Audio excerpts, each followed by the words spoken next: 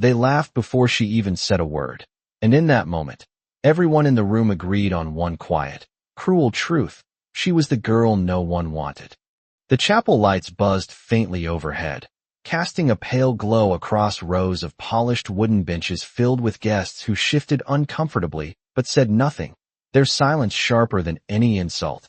Their eyes fixed on Lily Harper standing alone at the altar, her white dress suddenly too heavy, her hands trembling just enough to betray the strength she was trying to hold together, while whispers moved like a cold draft through the room. He left her, right here, can you believe it? Each word landing softly but cutting deep, and still she didn't cry. Not yet, not in front of them. Not while dignity was the only thing she had left to hold on to. And then someone in the back said it out loud, not even trying to lower their voice. No one wants her. And a few quiet chuckles followed, not loud, not bold, just enough to confirm what everyone was thinking, just enough to make the moment feel final, irreversible, like a door closing with no one left on the other side. And for a second, Lily's shoulders dropped, just slightly, just enough to show the weight of it all pressing down. And that was when Ethan Cole, standing near the side aisle in a simple button-down shirt and worn boots that had seen more miles than most men ever admit, finally lifted his head, his eyes steady, his posture calm in a way that didn't demand attention but somehow held it anyway.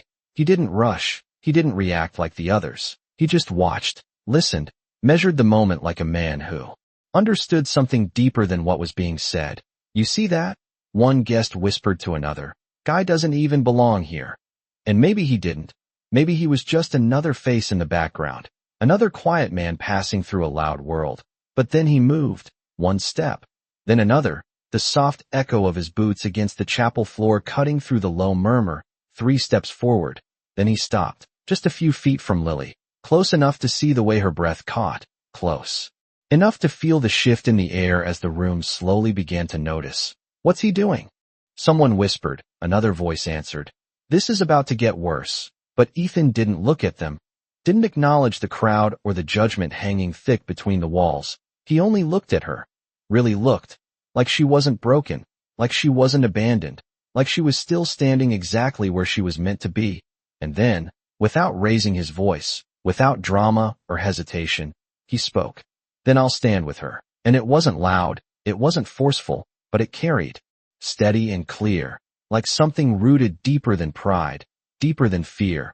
And for the first time since the laughter began, the room didn't know what to do. The whispers stopped mid-sentence, the quiet chuckles died before they could land, and something shifted, not loudly, not suddenly, but enough to make every person in that chapel feel it, the kind of silence that doesn't ask for attention, it takes it. The silence did not break right away. It stretched, heavy and uncertain, as if the room itself was trying to understand what had just happened. A man no one noticed now standing where no one else dared. And Lily felt it before she understood it. The shift in the air, the absence of laughter, the way every eye turned not with mockery, but with confusion. What does that even mean? Someone whispered. Another voice answered under their breath. He is making a scene. But Ethan did not move, he did not perform. He simply stood beside her, close enough that she could feel the steadiness in him, like standing next to something grounded when everything else felt like it was slipping. Lily's fingers trembled slightly at her side, unsure whether to pull away or hold on to the moment that did not make sense. You do not have to do this, she said quietly, her voice barely above a breath. 3 words, fragile but real. Ethan turned his head just enough to meet her eyes, not rushing, not forcing anything. I know, he replied, simple, calm, certain, and then he added, just as quietly, I want to. And something in the way he said it made it different from everything else she had heard that day. No pity, no performance, no expectation, just truth, the kind that did not ask to be believed, only offered. The officiant shifted awkwardly near the front, glancing between them in the empty space where the groom had once stood, unsure whether to speak or step away. The guests leaned forward in their seats, tension replacing amusement. Is this real? One woman murmured, he cannot be serious. Another replied, but no one laughed now. Not anymore. Because something about the quiet between Ethan and Lily made it impossible. He slowly reached out his hand, not grabbing, not demanding, just offering. A simple gesture that carried more weight than anything spoken in that room so far. Lily looked at it, then at him, her breath catching again, not from shame this time, but from something unfamiliar, something like the beginning of being seen. "You do not even know me," she said, her voice steadier now.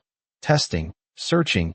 Ethan nodded once. "You are right," he said, then after a small pause, "But I know what it looks like when someone is left behind."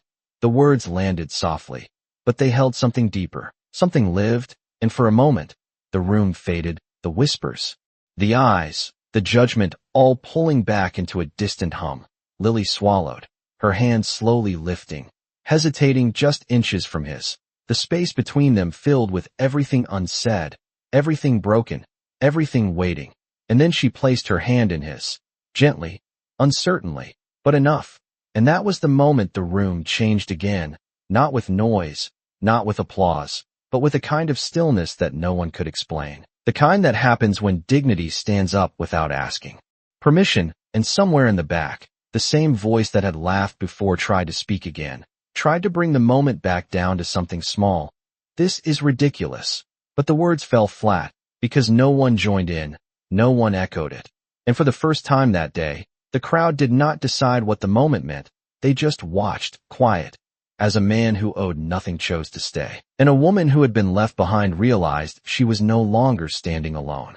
The moment her hand settled into his, the air shifted again, but this time it did not belong to them. It belonged to the room, to the people who had been so certain just seconds ago, now caught between judgment and something they did not quite understand. The officiant cleared his throat softly, unsure whether to continue or step away. "Sir," he said carefully, "this is highly unusual." Ethan did not turn, did not let go. "So is leaving someone standing alone at the altar," he replied, calm, steady, not confrontational, just true. A few heads lowered at that, not in shame exactly, but in discomfort, as if something they had accepted too easily was now being held up for them to see. Lily felt her heartbeat slow, not because the situation made sense, but because the man beside her did not rush it, did not try to fix it. He simply stood there, and somehow that was enough. "You do not owe me this," she said again, softer this time, her voice no longer shaking.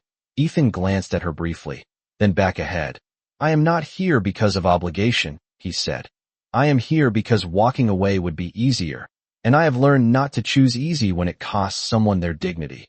The words settled into the room like something heavier than sound, and for a moment, no one spoke. Then a sharp voice broke through from the front row. "This is absurd." A well-dressed man stood, straightening his jacket as if reclaiming control. "Do you even know who she is?" The question hung in the air, sharp and loaded. Ethan finally turned his head, meeting the man's gaze without tension. "I know enough," he said. "I know she showed up, she stayed, and she did not run when things got hard." A quiet murmur followed, not mocking this time, but uncertain, reflective. The man scoffed lightly, shaking his head. "You think that is enough?" Ethan's expression did not change. "It should be," he answered, and something about that answer made it difficult to argue, because it was not defensive, it was not emotional, it was grounded, like a line drawn not in anger, but in principle. Lily's grip tightened slightly, not from fear, but from something steadier, something growing. She looked out at the crowd, at the same faces that had watched her fall apart just minutes ago, and for the first time, she did not feel smaller under their gaze. She felt separate from it, as if their judgment no longer defined the moment. "We can leave," Ethan said quietly to her, just for her to hear. "We do not need their permission." 3 short sentences, simple, direct, and then silence followed, not empty, but full. Lily inhaled slowly, the weight of everything still there, but no longer crushing, and she nodded, just once. Ethan did not announce it, did not make a scene. He simply turned with her, their steps measured, unhurried, the soft sound of their shoes against the wooden floor echoing through the chapel, and no one stopped them, not the officiant, not the guests, not the voices that had once been so loud, because something had changed, something quiet but undeniable, and as they reached the doors, a final whisper rose from the back, weaker now, almost uncertain. "This will never work." But it did not carry, it did not stick, because by then, the room had already learned something it could not unlearn, that sometimes the strongest thing a person can do is not to prove anything at all, but simply to stay. And in that quiet choice, everything begins to change. The chapel doors closed behind them with a soft, hollow click, and just like that, the noise, the judgment, the weight of 100 watching eyes stayed on the other side, leaving only the open air and a quiet that felt almost unfamiliar.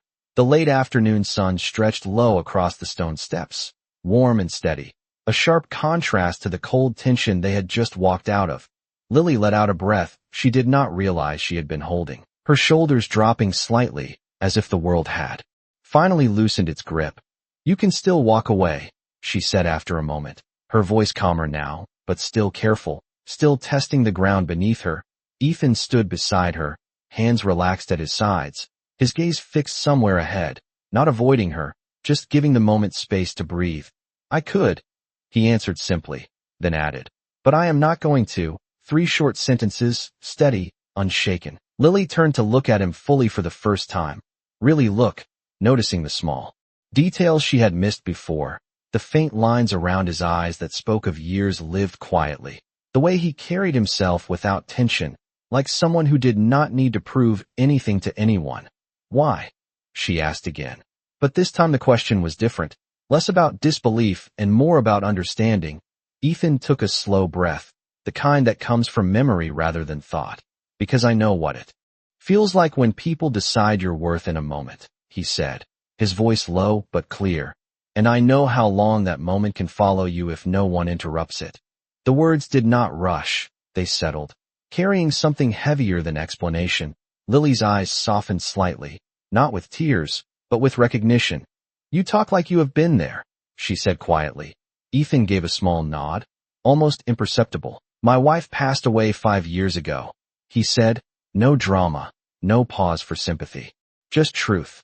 "After that, people stopped seeing me as a man and started seeing me as a situation, a problem to solve, or something to avoid." He glanced down briefly, then back up. "You learn real fast who stays and who disappears when life gets inconvenient." The breeze moved gently through the open space, carrying the faint scent of dry leaves and distant traffic, grounding the moment in something real, something present. Lily looked down at her dress, smoothing the fabric with slow, thoughtful hands. "I thought today would be different," she admitted, her voice steady but honest.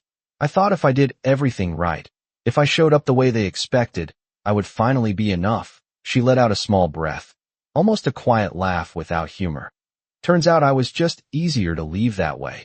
Ethan did not interrupt, did not offer quick comfort. He just listened, fully, the kind of listening that does not try to fix anything. And after a moment, he spoke. "Being chosen should not depend on how perfect you look in a moment," he said. "It should come from someone who sees you when the moment falls apart." Lily looked back at him, something shifting behind her eyes, something steadier than before. "And you think you are that someone?" she asked, not challenging, just searching. Ethan met her gaze, calm as ever.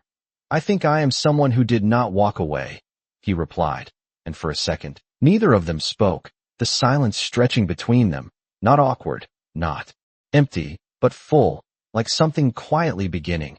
And in that space, for the first time that day, Lily did not feel like the woman no one wanted. She felt like someone who had finally been seen at the exact moment she needed it most. The quiet between them did not feel empty anymore. It felt like something steady taking shape, like a foundation being laid without noise or announcement. And for a moment, neither of them rushed to fill it. The world around them moved as usual, cars passing by, a distant siren echoing somewhere across town, the soft rustle of wind brushing against the trees lining the chapel steps. But right there, time seemed to slow just enough to let something real settle in. Lily looked down at her hands again, still lightly holding the fabric of her dress. Then back up at Ethan. "What happens now?" she asked, not with fear, but with a kind of cautious curiosity. Ethan shifted his weight slightly, not uncomfortable, just thoughtful. "Now we take one step that actually belongs to us," he said. Simple, grounded. Not to them, not to what they expected, just one honest step. Lily let those words sit, considering them, measuring them against everything she had just walked away from. You make it sound easy, she said quietly. Ethan gave a faint, almost knowing smile. It is not easy, he replied. It is just simple. 3 short lines, clear, direct, and then silence followed again. But this time it felt lighter. Lily glanced back at the chapel doors for a brief second, as if expecting them to open, as if expecting someone to come out and pull her back into the version of the day that had already collapsed. But nothing happened. No one followed. No one called her name. The world behind those doors stayed where it was, and for the first time, she did not feel the need to return to it. I do not even know where to go, she admitted, a small truth, but an important one. Ethan nodded, not surprised. That is all right, he said. You do not have to have the whole map, just the next step. He glanced toward the parking lot, then back at her. There is a diner about half a mile from here, he added. Nothing fancy, but they make a good cup of coffee, and nobody there is going to ask you to explain your life in the first 5 minutes. Lily let out a small breath that almost turned into a smile, not fully formed, but enough to soften the edges of everything she had been carrying. Coffee sounds good, she said, and those 3 words felt like more than just a choice. They felt like movement, like reclaiming something simple and human after a moment that had tried to define her completely. Ethan gestured lightly toward the steps, not leading, not pulling, just offering direction, and she followed, not because she had to, but because for the first time that day, she wanted to move forward. Step by step they walked down the stone path, the sound of gravel under their shoes grounding each moment. No rush, no urgency, just presence. As they reached the edge of the lot, Lily slowed slightly, then looked at him again. You really did not have to do any of this, she said. One more time, not as resistance, but as acknowledgement. Ethan met her eyes, steady as before. I know, he said, then after a small pause. But sometimes doing what you do not have to is exactly what changes everything. And there it was, not loud, not dramatic, but clear, a quiet truth that did not need applause. And as they continued walking, side by side, something unseen but undeniable shifted, not in the world behind them, but in the space ahead, where for the first time, the story was no longer about who left, but about who stayed. The diner sat quietly at the corner of a small 2-lane road, its faded sign humming softly above the glass windows, the kind of place people passed without thinking twice, but stayed once they stepped inside. Ethan held the door open without saying a word, and Lily paused for just a second before walking in, the scent of fresh coffee and warm bread wrapping around her like something familiar she had almost forgotten. A bell chimed softly as the door closed behind them, and for a moment, no one looked up, no one stared, no one whispered. It was just another afternoon, just 2 people walking into a place that did not ask questions, booth or counter. A waitress called from behind the register, her voice casual, unbothered. Ethan glanced at Lily, giving her the choice without pressure. Booth is fine, she said, and even that small decision felt like reclaiming something of her own. They slid into a seat by the window, sunlight stretching across the table in soft golden lines. A menu rested between them, but neither of them reached for it right away. Coffee, Ethan said simply when the waitress approached. 2, Lily added, her voice steady now. The waitress nodded and walked away without a second glance. And somehow that normalcy felt more healing than anything else that day. For a few seconds, they sat in quiet, not awkward, just still, the kind of silence that allows thoughts to settle instead of scatter.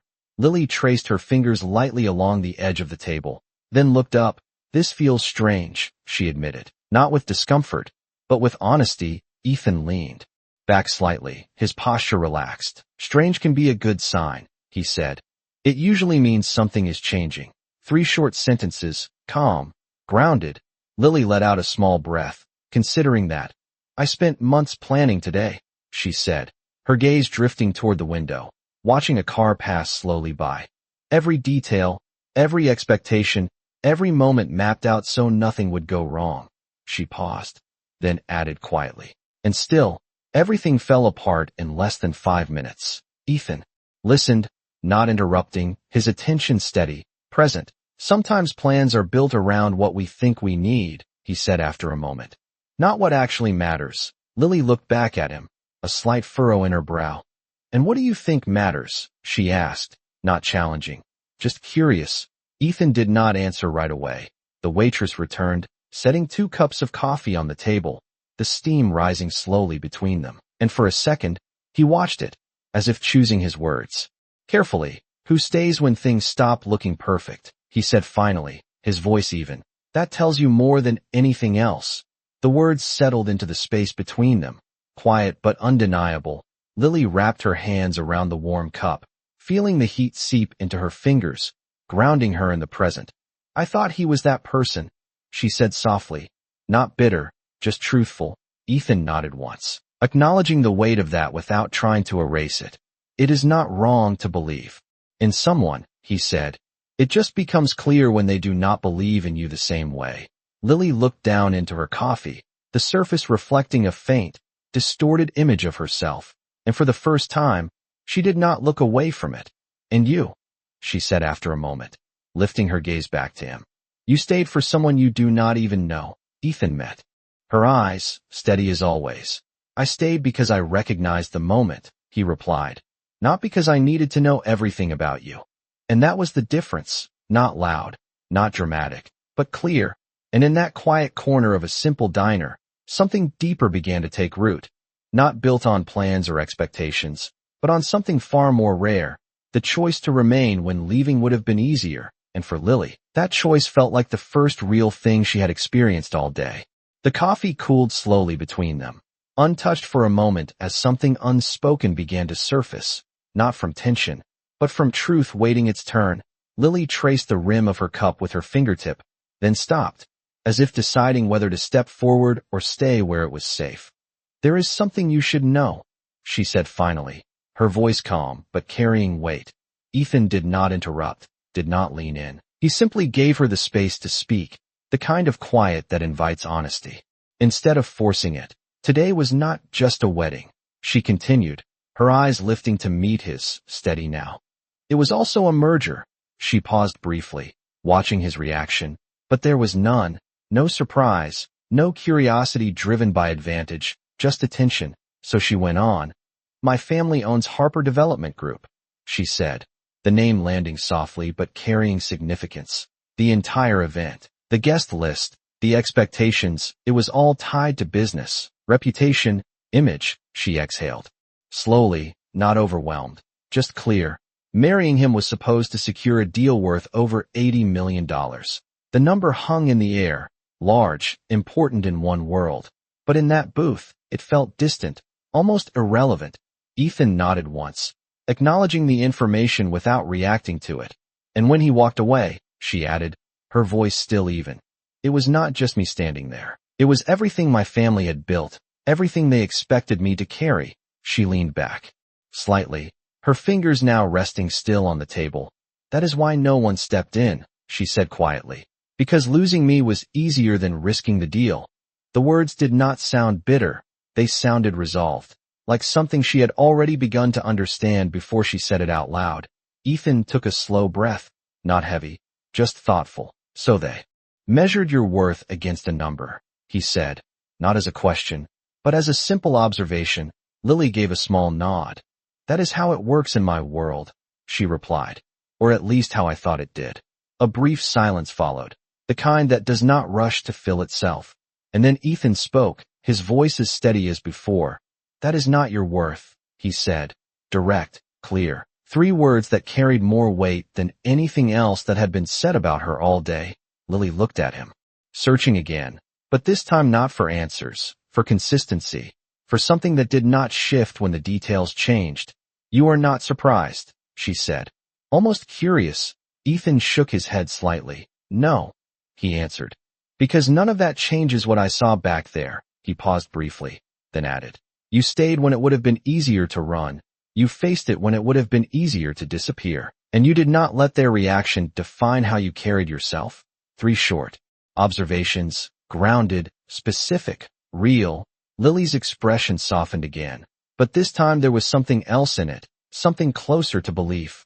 "Most people would have reacted differently after hearing that," she said, her voice quieter now. "They would have started seeing me differently." Ethan gave a faint nod. That is because most people are listening for what they can gain, he said. I was listening for who you are. And that was the shift, subtle but undeniable, the moment where the story stopped being about what she represented and started being about who she actually was. Lily wrapped her hands around her coffee again, the warmth returning, grounding, real. So what happens now? She asked once more, but this time the question felt different, not uncertain, but open. Ethan leaned forward slightly, resting his forearms on the table, his gaze steady. Now we keep it simple, he said. One honest conversation at a time, one real choice at a time, and we do not let anyone turn this into something it is not. And for the first time since the chapel, Lily did not feel like she was recovering from something broken. She felt like she was stepping into something real, something that did not need approval, did not need validation, just needed two people willing to stay when leaving would have been easier. And in that quiet booth, far from the noise of expectations, the truth finally settled into place, not loudly, but clearly. She had never actually been unwanted. She had just been surrounded by people who did not know how to see her. The bell above the diner door rang again, soft but sharp enough to shift the air, and neither of them looked up at first, not because they did not notice, but because for a brief moment, they had found something steady and did not want to lose it to whatever came next. Footsteps followed, measured, hesitant, then a voice, controlled but tight. Lily. Her name landed across the room, familiar, heavy with everything she had just walked away from. She did not turn immediately, her fingers still wrapped around the warm cup, her breathing steady, as if she were deciding whether that voice still held any authority over her. Ethan glanced toward the door once, then back at her, not reacting, not stepping in, just present. You do not have to answer that, he said quietly, giving her the choice, not the direction. Lily closed her eyes for a brief second, then opened them, and this time, when she turned, it was not with hesitation, it was with clarity. Standing near the entrance were three figures from the chapel, well-dressed, composed, but no longer confident. Her mother, her former fiancé's business partner, and a man she recognized immediately as one of the board members who had helped orchestrate the entire arrangement. They did not look angry. They looked unsettled, like something had shifted beyond their control. We need to talk, her mother said, stepping forward slightly, her tone measured but urgent. Lily studied her for a moment, not with resentment, but with distance. The kind that comes when understanding replaces expectation. You had your moment to talk, Lily replied, her voice calm, even, no longer fragile. A few customers in the diner glanced up briefly, sensing the tension, but no one interfered. The room held that same quiet again, the kind that gathers when truth is about to settle somewhere permanent. The board member cleared his throat, adjusting his stance as if trying to regain authority. This situation can still be corrected, he said, choosing his words carefully. The deal is not completely lost. We just need to move quickly and handle this with discretion. 3 sentences, structured, transactional, and for the first time, they sounded exactly like what they were. Not concern, not care, but calculation. Lily's gaze did not waver, corrected. She repeated softly, as if testing the word. Then she shook her head slightly. I am not a situation to correct, she said. Simple, clear, final. The man shifted, clearly unprepared for that response. You are thinking emotionally, he replied, a hint of impatience slipping through. This is bigger than you. Ethan leaned back slightly in his seat, still silent, still not inserting himself, because this was not his moment to take. It was hers. Lily stood slowly, not abruptly, not dramatically, just with intention, her posture straight, her expression steady, and when she spoke again, her voice carried, not loudly, but with a quiet authority that did not need to be raised. No, she said. It is not bigger than me, because it was built on using me. The words landed, not aggressive, not defensive, just true, and the effect was immediate. The room stilled. Even the waitress behind the counter paused, sensing something deeper than a simple disagreement. Her mother's expression softened, but not in understanding, in concern. You do not understand what you are walking away from, she said, her voice lower now, almost pleading. Lily met her gaze without hesitation. I understand exactly what I am walking away from, she replied, Then after a small pause, "And for the first time, I understand what I am walking toward." She glanced briefly at Ethan, not for permission, not for validation, but as acknowledgement, a quiet recognition of the moment that had changed everything. The board member exhaled sharply, frustration slipping through his composed exterior. "This is a mistake," he said. But the words carried no weight now, because no one echoed them, no one supported them. The room had shifted again, just like in the chapel. Only this time, the silence felt different, not uncertain, but clear. And for the first time since they walked in, no one questioned who held the ground in that moment. Lily did not argue further, did not explain. She simply sat back down, her hands returning to the table, her focus no longer on them, but on what was in front of her. And that was when it happened, not loudly, not dramatically, but unmistakably, the people who had come to reclaim. Control stood there for a second longer, then slowly, one by one, they stepped back, not defeated, not convinced, but quiet, because there was nothing left to say. And as the door closed behind them once more, the diner returned to its soft, steady rhythm. But something had been left behind, something that could not be undone. The moment where a woman who had once been measured by expectations chose instead to stand in her own worth. And the world, for once, did not argue. It simply fell silent. The doors settled into place behind them, and the quiet that followed did not feel like an ending. It felt like something finally aligned, like the world had taken a breath and decided not to interrupt what mattered. Lily sat there for a moment longer, her hands resting around the cup that had long gone warm, but she did not seem to notice, her gaze steady, not distant, just present in a way she had not been before. Ethan did not rush her, did not fill the silence with words. He simply remained. The same way he had from the beginning, steady, grounded. "Enough. That was the first time I did not explain myself," Lily said softly after a while, not looking up right away, as if she were still feeling the weight of that realization settle into her. Ethan nodded once. "You did not need to," he replied. 3 words, simple, certain. Lily lifted her eyes to meet his, and this time there was no hesitation, no searching, just clarity. "I always thought being chosen meant proving something," she continued, her voice calm, reflective. "Being perfect enough, agreeable enough, valuable enough." She paused briefly, then added, "But today showed me something else." Ethan waited, not interrupting, giving her the space to finish what she had started. "It showed me that the right person does not ask you to become anything," she said. "They just refuse to walk away when everything else does." The words landed gently, but they carried the kind of truth that does not need to be repeated. Ethan leaned forward slightly, resting his hands on the table. "That is because the right choice is not about what you gain," he said. "It is about what you are willing to stand for." 3 sentences, grounded, quiet, and Lily let out a small breath, something between relief and understanding. As if a question she had carried for years had finally been answered without being asked directly. Outside, the light had shifted, the sun lower now, casting longer shadows across the street. Time had moved, but something in that moment felt like it had found its place. "I do not know what this is yet," Lily said, her tone honest, not rushed, "but I know it is real." Ethan met her gaze, calm as ever. "That is enough for now," he replied, and for the first time, those words did not feel uncertain. They felt steady, like something that could actually hold.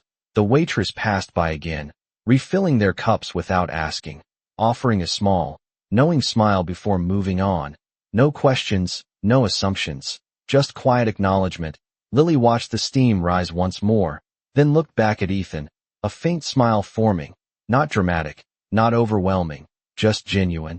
"You know," she said lightly, "this is not how I imagined today going." Ethan allowed a small smile of his own, subtle, but present. "Most important days rarely go as planned," he said. "They just show you what was always true." And that was it, the final shift, not loud, not announced, but complete. Lily was no longer the woman left standing at the altar, no longer the one measured by expectations or abandoned by design. She was simply someone who had been seen at the exact moment it mattered, and chose to step forward instead of shrinking back. And Ethan, the man no one had noticed at first, remained exactly who he had been from the beginning. Not louder, not larger, just steady, just present, just unwilling to walk away. And in that quiet diner, far from the echo of judgment, the story did not end with applause or grand declarations.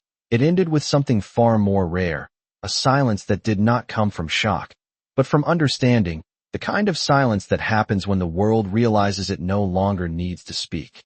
Because the truth has already been seen.